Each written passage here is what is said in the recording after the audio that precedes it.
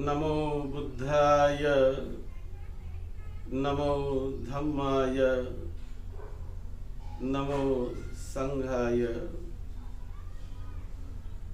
चिरं तिष्ठन्तु सद्धम्मो लोको हन्तु सुखी सदा।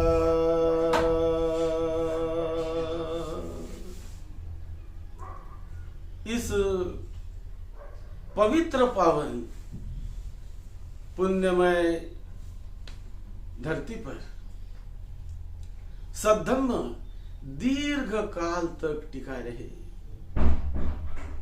लंबे समय तक सद्धम्म इस धरती माता पर, पवित्र पावन धरती पर फूलता रहे, फैलता रहे, बढ़ता रहे और लोग सद्धम्म का स्मरण करके, सद्धम्म को जानकर, सद्धम्म को सुनकर, उसे समझकर, सद्धम्म पर चिंतन मनन करके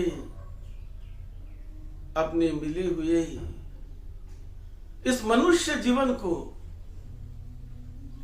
धन्य धन्य करे। आपका मनुष्य जीवन बड़ा पवित्र है, बड़ा धन्य है। आप सभी बड़े पुण्यवान हैं, बड़े भाग्यवान हैं कि आपने ये दुर्मिल ऐसे मनुष्य जीवन को पा लिया। मनुष्य देह आपको मिल गया। ये बहुत बड़ी पुण्य पारमिता है आप सभी की। बहुत बड़ा आपका पुण्य है कि जिसकी वजह से आपने मनुष्य देह धारण करके इस पवित्र धरती पर जन्म लिया है। अपार शक्ति इस मनुष्य जीवन में समाई हुई है। इसका साक्षात्कार तथागत भगवान बुद्ध ने करवाया। क्या है शक्ति मनुष्य देह में, क्या है शक्ति मानवीय मन में, इसे जानने के लिए, समझने के लिए तथागत भगवान बुद्ध ने कई जन्म जन्मों तक ये रिसर्च किया, संशोधन किया, जानने का, समझने का प्रयास किया कि क्या है ये विश्व, क्या है ये धरती की महिमा, क्या है विश्व की महिमा, और इस विश्व में जन्म लेने वाला मनुष्य क्या है उसकी महिमा, क्या है उसका बड़ापन। इसे खोजने के लिए, जानने के लिए बहुत लंबे समय तक रिसर्च करके जान लिया, खोज लिया, और जानकर खोजकर क्या है इस विश्व की वास्तविकता, क्या है इस संसार की वास्तविकता, क्या है मनुष्य देह की वास्तविकता, क्या है ये भौतिक मटेरियल की वास्तविकता, क्या है सूरज की वास्तविकता, क्या है इस पवित्र पावन धरती की वास्तविकता। इसे जानने समझने के लिए तथागत बुद्ध ने, जो कि पहले बुद्ध नहीं थे, वो तो सर्वसामान्य व्यक्ति थे, सर्वसामान्य आप जैसे हम जैसे ही गृहस्थ थे, और केवल एक ही बड़ी भावना उनमें थी कि क्या है जीवन की सच्चाई, क्यों होता है मनुष्य का मृत्यु, क्यों होता है, जानू तो मैं उसे, क्यों होता है आदमी बूढ़ा? क्यों क्यों होता है आदमी बीमार? क्या वजह है बीमार होने का? क्यों दुख आता है मनुष्य जीवन में? जानो तो, समझो तो। क्यों आपस में लोग लड़ाई झगड़ा करते हैं? आपस में लड़ते हैं, झगड़ते हैं, क्यों? राजा राजा से झगड़ता है। कभी कभी दोस्त मित्र कुछ छोटा सी खटपट हो गई कि दोस्त मित्र एक दूसरे के शत्रु बन जाते हैं। कभी भाई भाई एक ही मां बाप से पैदा हुए, बड़े प्यार से रहने लगे, बहुत प्यार से रहे, लेकिन कुछ यदि थोड़ी सी गड़बड़ हो गई, खटपट हो गई, तो भाई भाई के दुश्मन बन जाते हैं। दुश्मन बन जाते हैं। क्यों? क्या वजह है? कौन करता है ये प्रश्न तथागत भगवान बुद्ध के मन में बुद्ध बनने के पहले उभरा, उत्पन्न हुआ। क्यों ऐसा होता है? क्यों ऐसा होता है? कभी सगे भाई एक दूसरे के दुश्मन बन जाते हैं। कभी पति पत्नी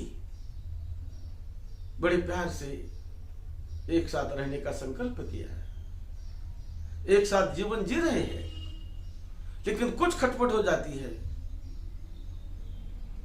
और ऐसा रिश्ता बिगड़ जाता है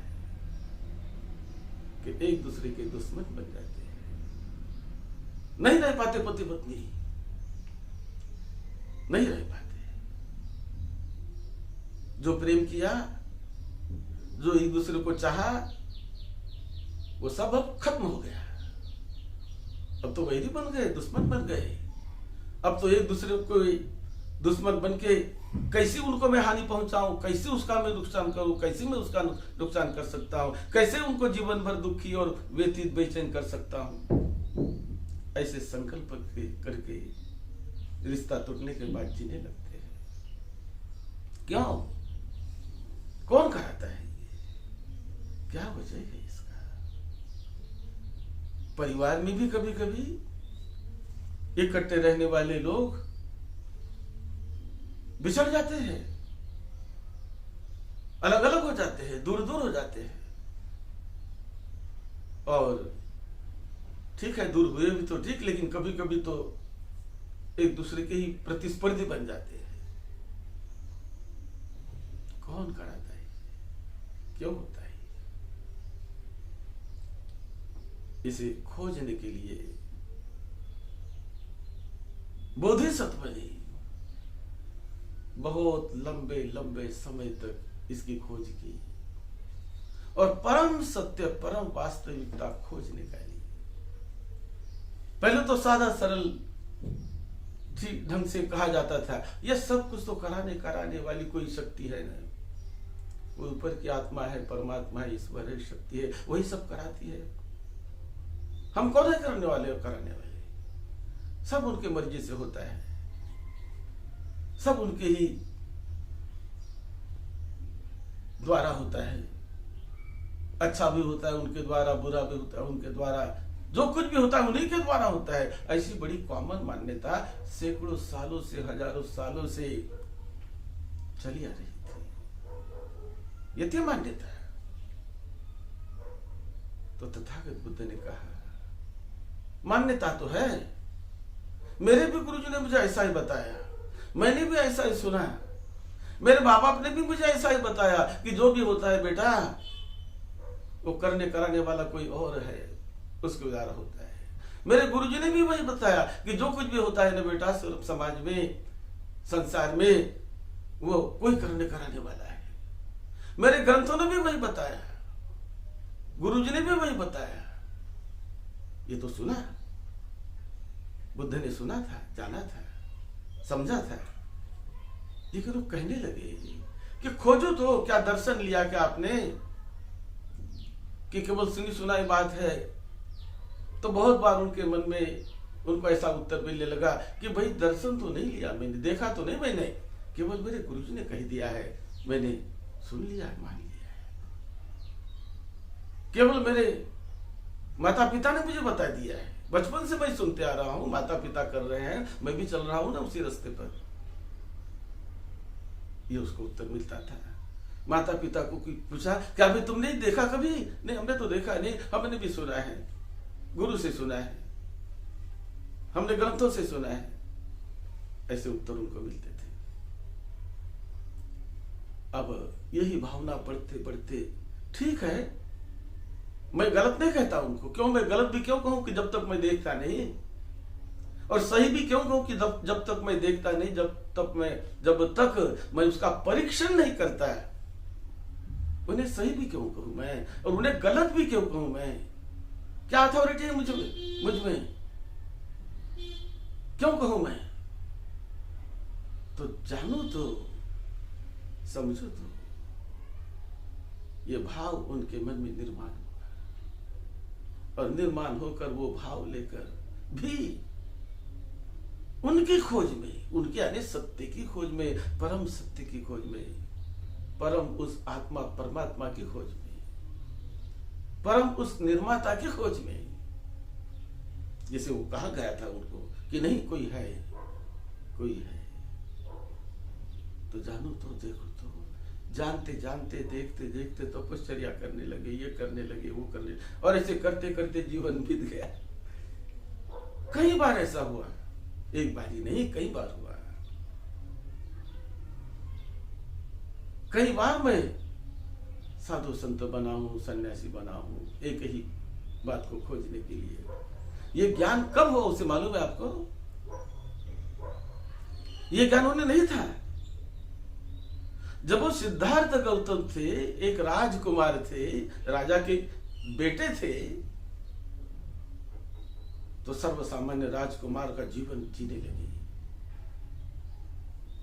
जो राजकुमार के जीवन में आता है, ऐश्वर्य, धन दौलत, सुख, सेवा, सम्मान, इज्जत, जो कुछ भी मिलती है वो सारा उन्हें मिलने लगा। सबका उन्होंने उपयोग, सबका उन्होंने मतलब अनुभव लिया। भोग कहा नहीं कह सकते, क्योंकि बहुत सारे राजकुमार बड़े अलग अलग प्रकार के भी भोगने वाले होते हैं। तो वो राजकुमार थे, लेकिन सभी का भोग किया ऐसा हम नहीं कह सकते, क्योंकि थे तो वो राजकुमार, लेकिन फिर भी बड़े चरित्रवान, बड़े शीलवान, बड़े गुणवान। ऐसा उनका जीवन बचपन में भी था। बड़े करुणावान, बचपन में भी वो करुणा उनके साथ जन्म जन्म से आ रही थी। तो ऐसे करुणावान कि एक दिन जब उन्होंने किसी पंछी को घायल होकर गिरते हुए देखा, वो पंछी तड़फड़ाता हुआ, बिखरता हुआ, घायल होकर उस बाण के साथ वो गिर गया। तड़पते हुए पंछी को देखा और देखकर उसकी करुणा जाग उठी। वो दौड़ के चले गए और दौड़ के जाकर पंछी को उठाया, उठाकर उसका तीर बाहर निकाल दिया, बाहर निकालकर उसको उठाया, उसकी सेवा की, उसको दवा दारू की, उनको सुख शांति देने का प्रयास किया। वो करुणा थी उनके मन में। और बाद में उसको जान भी आ गई, वो मर रहा था, लेकिन मरने नहीं दिया, बचाया। तो ये करुणा उसके साथ बचपन में ही थी। और भी बहुत सारी बातें हैं। लेकिन जब वो राजकुमार थे तो सर्वसामान्य आदमी थे, गृहस्थी जीवन जीने वाले, पत्नी के साथ रहने वाले, और गृहस्थ का जीवन जीते हुए अपना राजकुमार का गौरव भी पाने वाले, ऐसे वो रहे।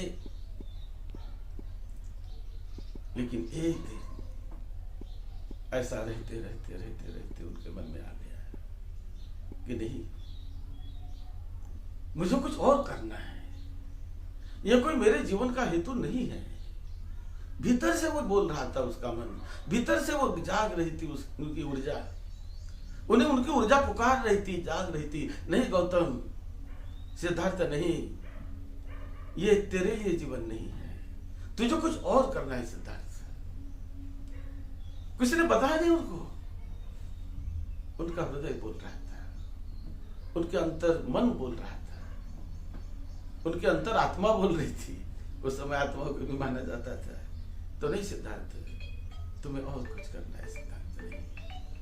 ऐसा भाव उनके मन में बार बार आते रहता था। और एक दिन उन्होंने वो कठोर निर्णय ले ही लिया,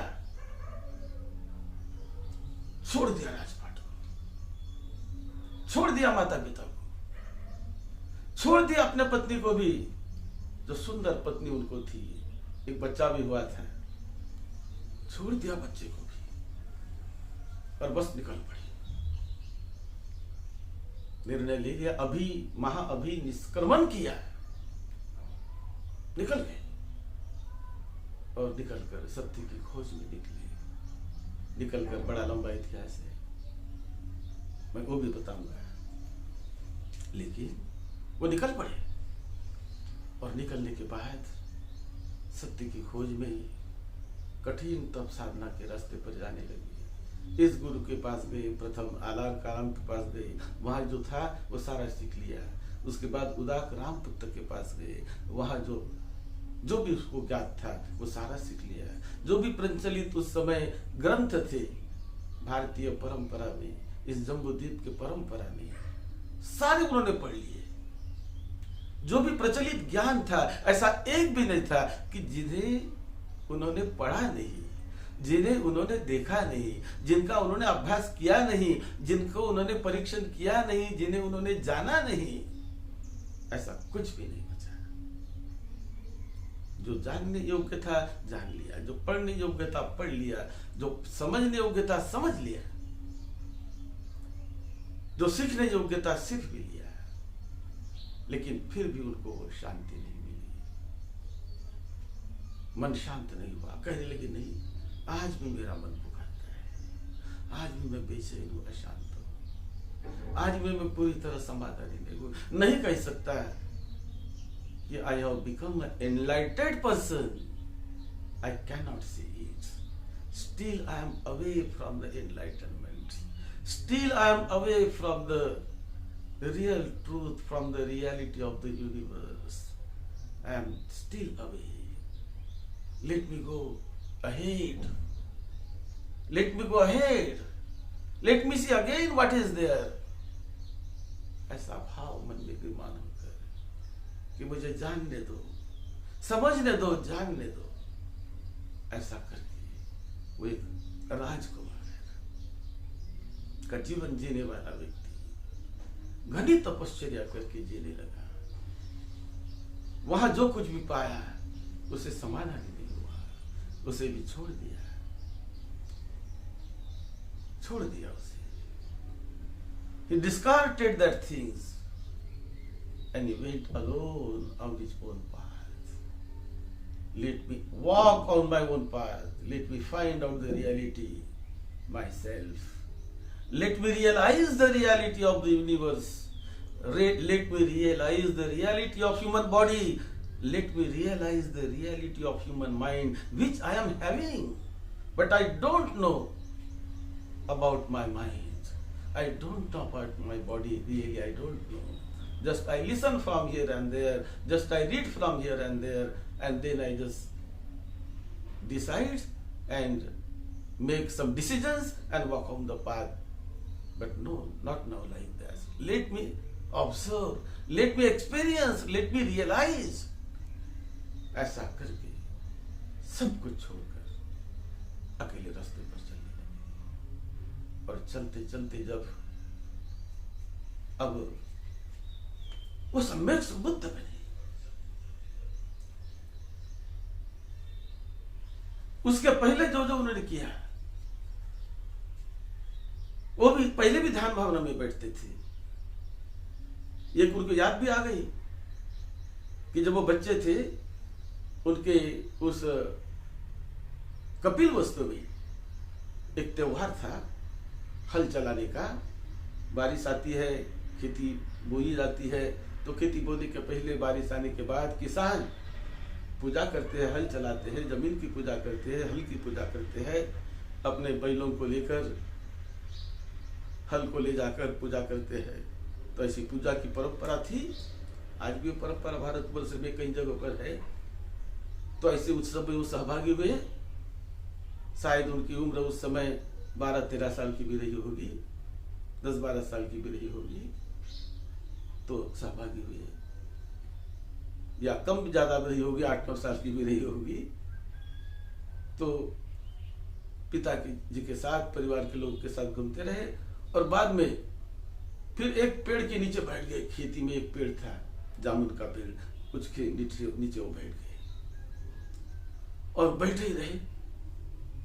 बहुत समय हो गया, पिताजी देखने लगे, अरे सिद्धार्थ कहाँ है, दिखाई नहीं देता, कहाँ है? सब लोग दिखते, सिद्धार्थ कहाँ है, कहाँ गया, वो दिखाई नहीं देता। तो जाकर ढूंढते इधर उधर, तो पता चला कि वो जो पेड़ है ना जामुन का, वहां पर वो अकेले बैठे हैं, अकेला ही पालथी मारकर बैठा है। किसी ने बोला नहीं उसको कि बैठो, किसी ने बताया नहीं, किसी ने सिखाया नहीं उसको, लेकिन वो पालथी मारकर बैठा था। देखने लगे, देखा, राजा शुद्धोधन ने देखा, नजदीक गया तो देखते तो क्या आश्चर्य, क्या चमत्कार देखा उसने, मालूम है आपको? ऐसा चमत्कार हुआ, 4:30-5 बजे का समय हो रहा है, सूरज ढलने के लिए आया, पश्चिम की ओर सूरज जाने लगा। और पश्चिम की ओर सूरज जाते समय जो आजू बाजू के जो पेड़ थे ना, उस सभी पेड़ की छाया तो सूरज की विरुद्ध दिशा में, यानी सूरज पश्चिम में डूब रहा तो छाया पूरब की तरफ जा रही थी, बहुत सारे पेड़ों की। लेकिन ये जो पेड़ जिसके नीचे वो बैठे थे, ये छाया वहां के वहां जैसी की वैसी गोलाकार बनी रही, वो छाया इधर उधर हुई नहीं। ये तो आश्चर्य था ना सभी के लिए, अरे क्या अद्भुत है भाई। शुद्धोधन कहता है कि मैंने मेरे जीवन जिंदगी में ऐसा देखा ही नहीं कभी मैंने।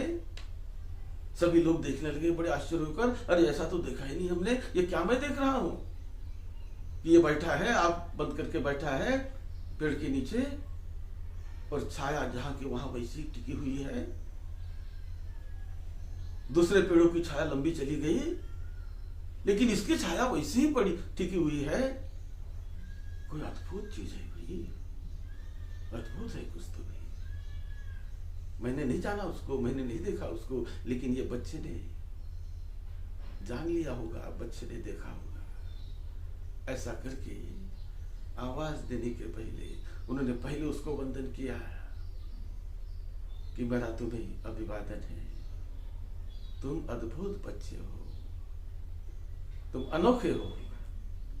ऐसा करके उनके पिताजी ने, राजा शुद्धोधन ने उनको वंदन किया, हाथ जोड़ा और हाथ जोड़कर कहने लगे, सिद्धार्थ उठो, बहुत देर हो गई है। तब सिद्धार्थ उठ गए। तो ये तो बचपन की बात थी, लेकिन बीच में जीवन बीतते गया, चलते गया, और चलते चलते ये बात वो भूल गए।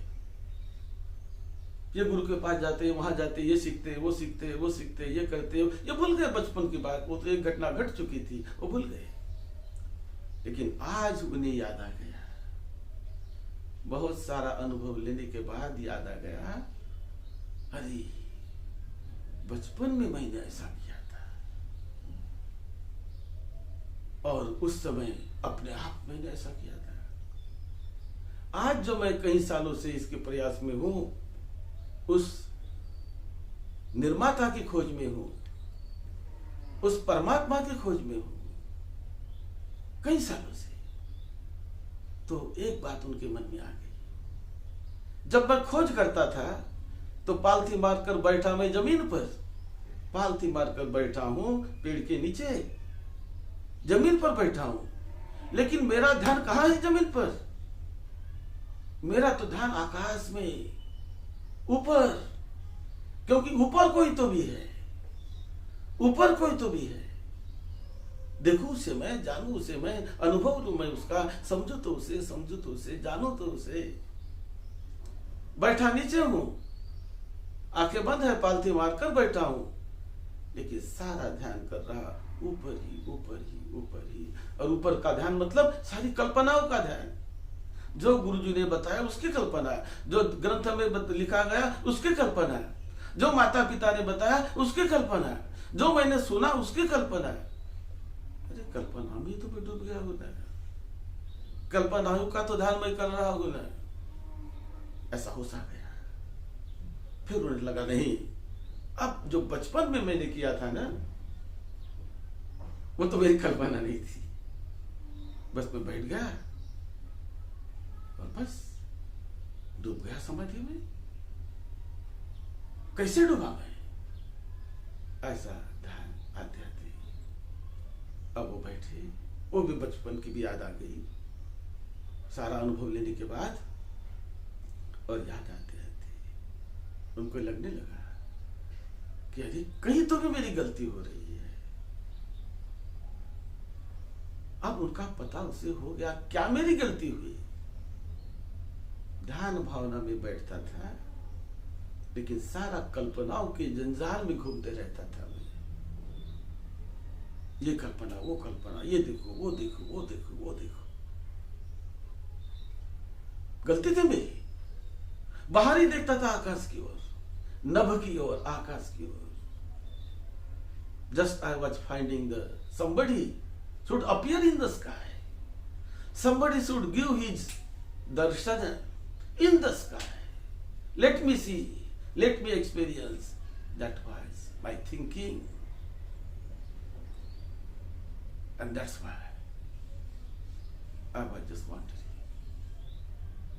नहीं देखा मैंने, नहीं अनुभव। फिर आज जब ध्यान साधना में बैठे, तो ध्यान साधना में बैठते समय अब उसको बदल दिया है, दिशा बदल दी। पहले बहिर्मुखी थे, आज अंतर्मुखी हो गए। देखो मैं मेरे भीतर ही, देखो मेरे सांस को, देखो मेरे शरीर को, देखो मेरी वेदना संवेदनाओं को, देखो मेरे स्वयं के चित्त को, मन को। क्योंकि मेरा चित्त मेरा मन वो किसी पेड़ पौधे में नहीं है, मेरा चित्त मेरा मन किसी मूर्ति में नहीं है, मेरा चित्त मेरा मन कोई ग्रंथ में नहीं है, मेरा चित्त मेरा मन किसी बिल्डिंग में नहीं है, मेरा चित्त मेरा मन कोई बाहर नहीं है, कोई आकाश में नहीं है। और जहां आकाश में है ही नहीं मेरा चित्त मेरा मन, तो कहां मुझे उसके दर्शन होंगे? जब वो ग्रंथ में नहीं है मेरा मन, तो कहां मुझे दर्शन होंगे? जब मेरा चित्त मेरा मन मूर्ति में भी नहीं है, तो कहां मुझे दर्शन होंगे? ये प्रज्ञा जागने लगी, ये ज्ञान होने लगा। और ज्ञान होते होते भीतर जाते जाते अब उनके मन के दरवाजे खुलने लगे, भीतर देखने लगा। भीतर देखते देखते उसे बोध होने लगा। और बोध होते होते आनापानसति का अभ्यास, सांस का अभ्यास, विपश्यना का अभ्यास, कायानुपस्यना का अभ्यास, वेदनानुपस्यना का अभ्यास, चित्तानुपस्यना का अभ्यास, धम्मानुपस्यना का अभ्यास, ये सारा अभ्यास भीतर होता है। वो भीतर से करने लगे। तो जब करने लगे, करते करते करते करते एट वंस सडनली ही गॉट द एनलाइटनमेंट। रास्ता मिल गया। और एनलाइटनमेंट के रास्ते पर चलते चलते चलते चलते उस रात को, वो रात थी वैशाख पूर्णिमा की रात। संकल्प उन्होंने पहले दिन ऐसा किया, और फिर संकल्प करके जब वैशाख पूर्णिमा की रात आती है, एक दिन पहले उसने संकल्प किया, एक दिन पहले उन्होंने जान लिया। और जब वो रात्रि आती है, उस रात्रि में वैसा संकल्प करके बैठे। रात को 6 बजे बैठे, दिन जब डूब रहा है, दिन डूब रहा, वो बैठ गए। डूबते हुए दिन को देखा, बैठे हैं। और बैठे बैठे बैठे बैठे सारे रात्र भर एक ही आसन पर बैठे हैं। रात के 3 प्रहर होते हैं, 6 बजे से 4 घंटे, 10 बजे तक एक प्रहर, 10 बजे से 2 बजे तक दूसरा प्रहर, और 2 बजे से रात के सुबह 6 बजे तक तीसरा प्रहर।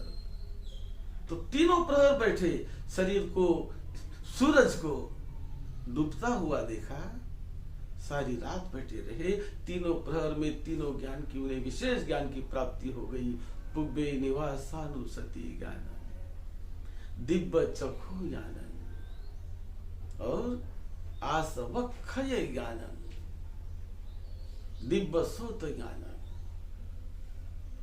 ऐसे 3 ज्ञान की प्राप्ति हुई, वो परिपूर्ण बुद्ध बन गए। और जब सुबह उठते हैं, रात भर उन्होंने वो ज्ञान को हासिल किया। तीनों प्रहर जागते रहे एक ही आसन पर, और ज्ञान की प्राप्ति हुई। वो बेनिवासानुसति ज्ञानम उदपादि, दिव्य चक्षु उदपादि, आसवक्षय ज्ञानम उदपादि, पय्या उदपादि, आलोक उदपादि, ज्ञानम उदपादि, पय्या उदपादि, आलोक उदपादि, विद्या उदपादि। विद्या की मुझ में प्राप्ति हो गई, प्रकाश की प्राप्ति हो गई, मैं प्रकाश में बन गया हूं। आलोक की प्राप्ति हो गई, मैंने जान लिया, मेरे कई हजारों लाखों पुनर्जन्मों को जान लिया, उसकी मुझे प्राप्ति हो गई। दूर दृष्टि मुझे मिल गई, दिव्य दृष्टि, डिवाइन आई को मैंने जान लिया, और डिवाइन आई से सारा विश्व मंडल उन्हें दिखने लगा। हजारों हजारों लाखों करोड़ों दूर रहने वाली चीज उन्हें दिखने लगी। अब कहने मैं बुद्ध बन गया, कोई सा क्लेश, कोई कुछ भी अब रहा नहीं मेरे में। बड़ा हर्ष होने लगा, अरे मैं बुद्ध बन गया, जान लिया मैंने जो जानना था, जो पाना था। मनुष्य जो पा सकता है पा लिया, जान सकता है जान सकता है, मनुष्य ही जान सकता है। ये चीज कोई पशु पक्षी नहीं जान सकता, उनमें वो शक्ति नहीं होती है, नहीं होती उनमें वो शक्ति। ये शक्ति मनुष्य में होती है। तो जान लिया मैंने, समझ लिया मैंने। ऐसा करके जब वो सुबह उठते हैं, आंखें खोलते हैं, आंखें खोलते बराबर सूरज उग रहा है। इधर तो सूरज डूबते हुए बैठे थे, अभी सूरज उग रहा है।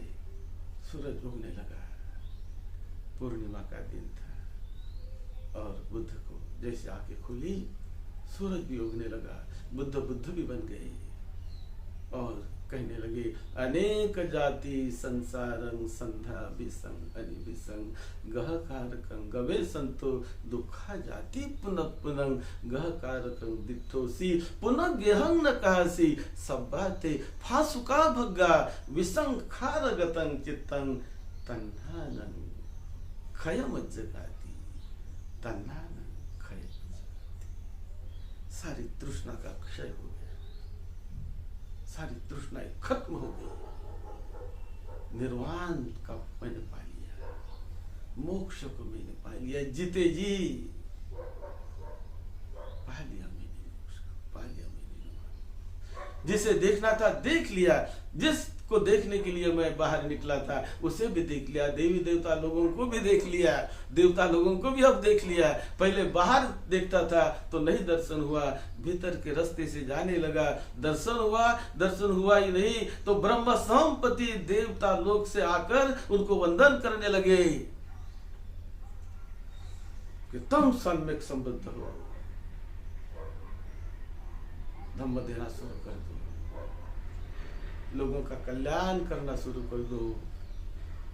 ऐसा विचार मत करो कि कोई नहीं जानेंगे, नहीं समझेगा, ऐसा विचार मत करो। क्योंकि उनके मन में विचार चल रहा था कि ये ज्ञान जो मैंने पाया, कौन समझेगा इसे, कौन जानेगा इसे, कैसे लोग समझेंगे, कैसे विश्वास करेंगे, कैसे मानेंगे।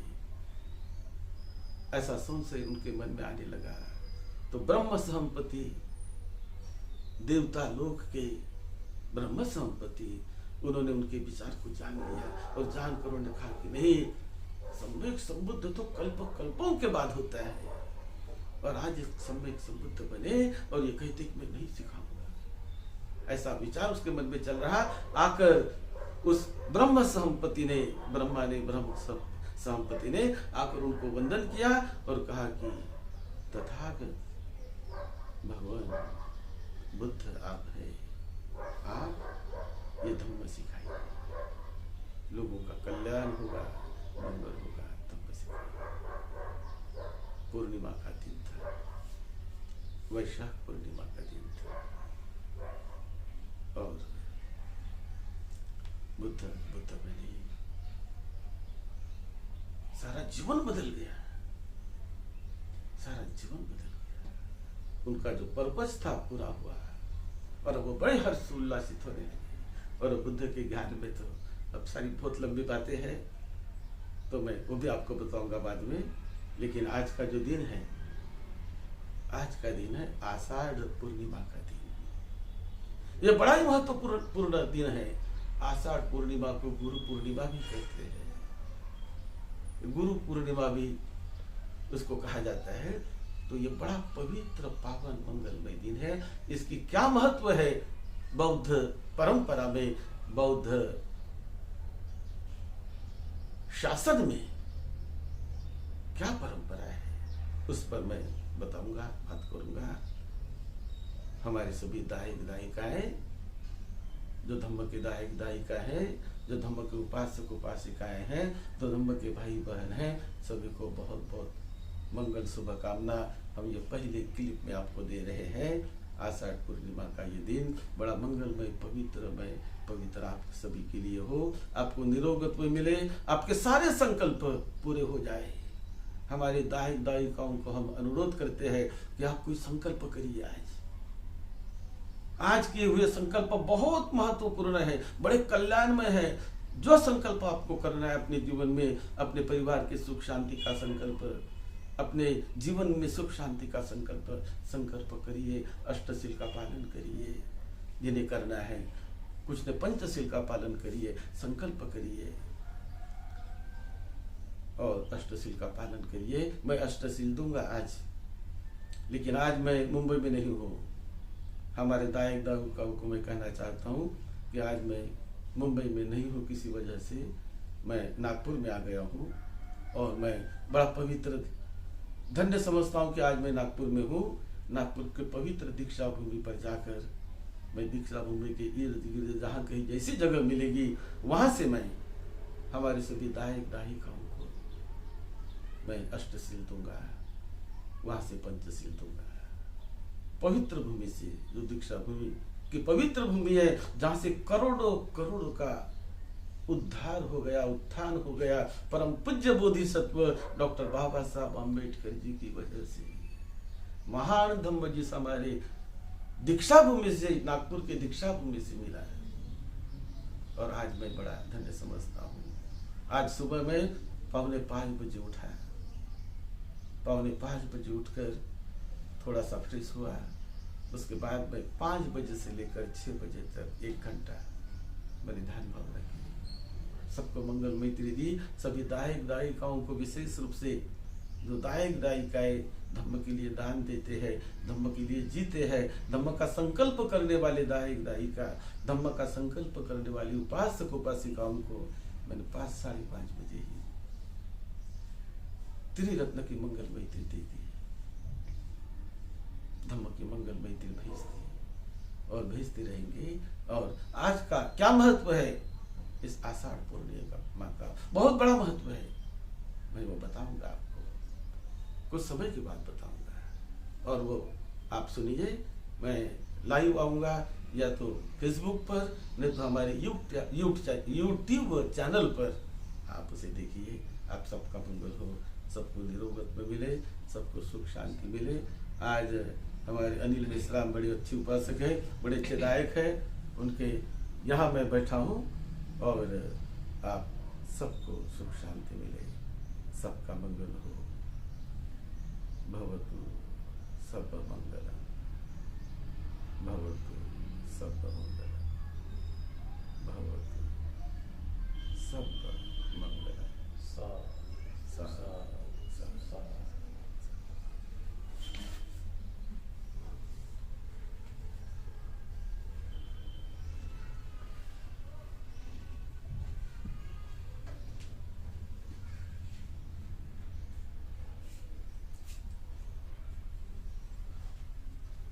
कमलेश ने रिकॉर्डिंग की है, कमलेश रिकॉर्डिंग कर रहा है, बहुत होशियार है कमलेश। और उसने आज की रिकॉर्डिंग की, आज की रिकॉर्डिंग में वो मुझे दिन भर साथ देंगे, ऐसी मैं अपेक्षा करता हूँ।